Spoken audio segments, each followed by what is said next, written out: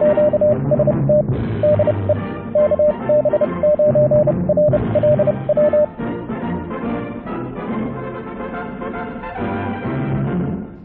YouTubers and fellow hams. Well, Chameleon Antennas sent me the MIL extension for their MPAS modular portable antenna system.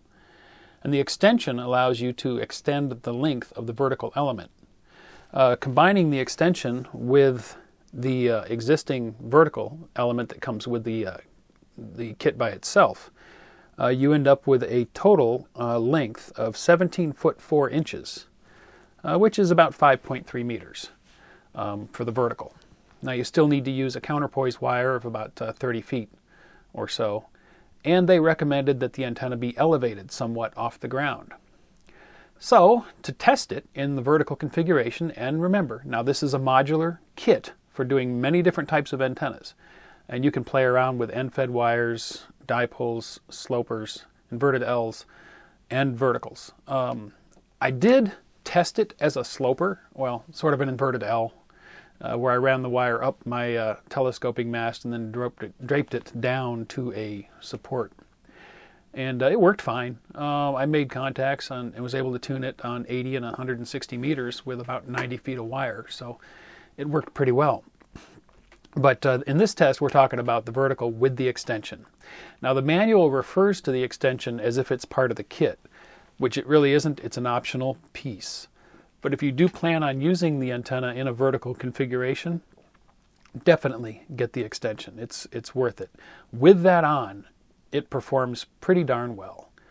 I put it up on the back of my RV, clipped it to the other side of the ladder using the provided clamp. So it's next to my other vertical antenna, but they're on a switch, so when one is switched in, the other one's open. I'm sure that there was some interaction between the two, but I'm not making precise measurements here. I'm just doing a sort of operational test and loose comparison. And it performed pretty well. It was able to tune up on 80 meters, and it did okay. I had a few QSOs on 80. Stations that were a little further out, though. Being a vertical, its takeoff angle was much lower. With the sloper wire, I was talking to guys within about 100 miles on 80 meters. And with the vertical configuration, I couldn't hear them very well. They couldn't hear me. But beyond that, it started to get better. And it was obviously because of the radiation angle off the vertical. So, I did a sked. I set up a QSO with Al, KG5KRQ. He's the owner of the RV park there in Rockport, Texas, where I was for a couple of months. And, well, here's that contact. Okay, KG5KRQ from KB9RLW stroke 6. Hey, Al. Yeah, KB9RLW. This is KG5KRQ. Sounding good, Kevin. Again, we have you at a good 7 and good audio. Yeah, and I'm seeing you peak about an S7 as well. Okay, I'm going to switch antennas. I'm on the Chameleon MPAS right now, the vertical configuration with the extension up on the top of the ladder. And I'm going to switch over to my 9-to-1 fed 15-foot vertical, which is about 1.5 feet shorter. So, stand by. Okay, KG5KRQ, standing by. Now I'm on my vertical. 1, 2, 3, 4, 5. How copy? Okay, right now you're holding a 6, and audio is there with it, so it's looking like it's working.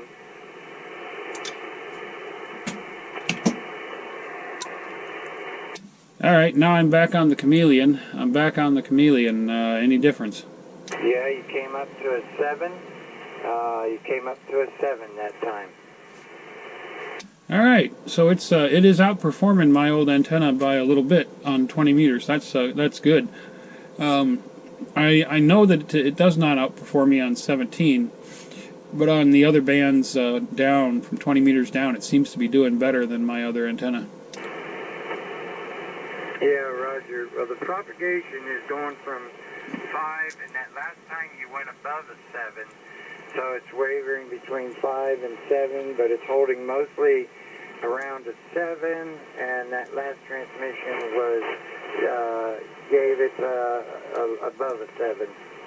Well, let's see. We did some whisper broadcast, 300 milliwatts. This was 20 meters midday, and it got out all right. This is 40 meters midday. Not too good, but you know, it was midday, and who knows what propagation is like. 40 can kind of shut down, so I did some more at night. This is 40 meters at night, and as you can see, we got out pretty good. Remember, this is 300 milliwatts whisper.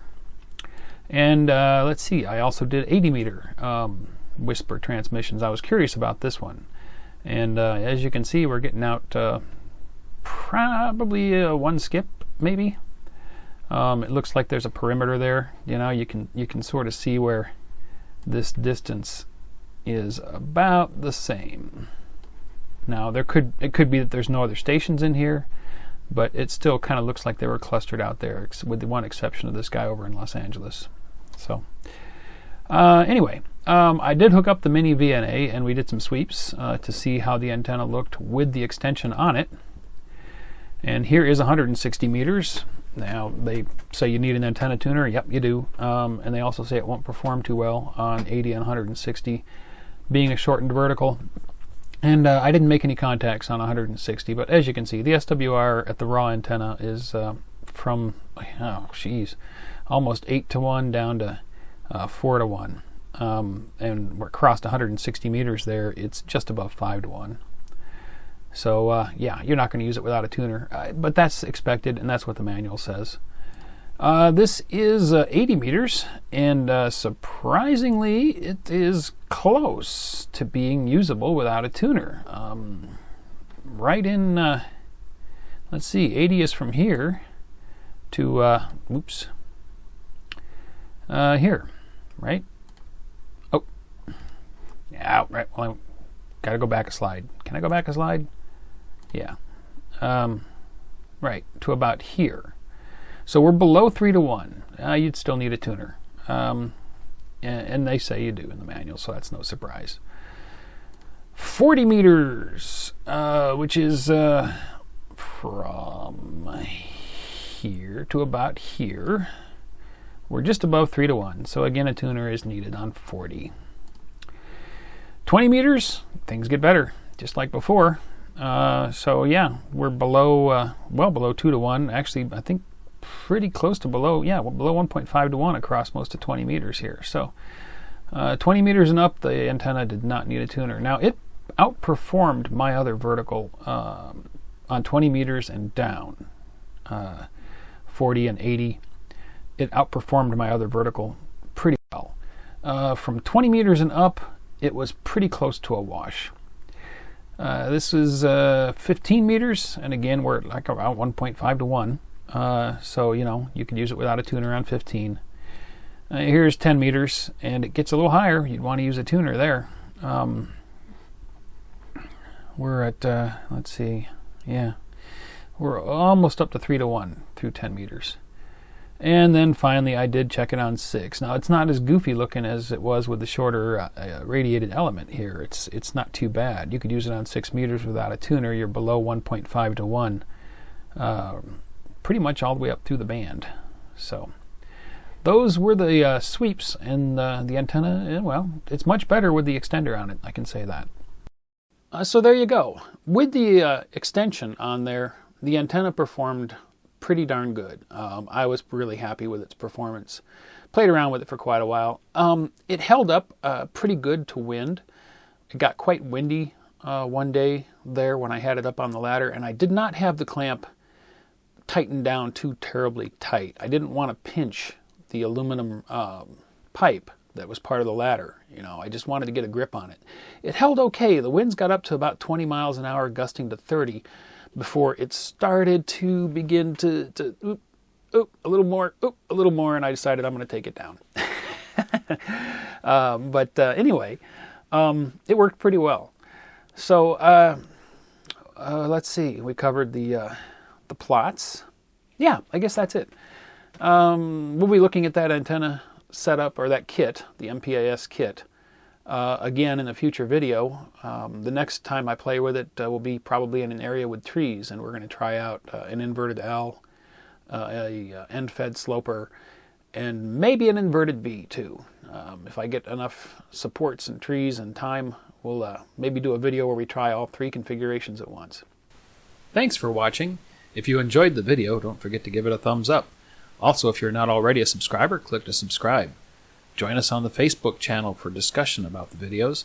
And if you'd like to help support this channel, please click to support me on my Patreon page.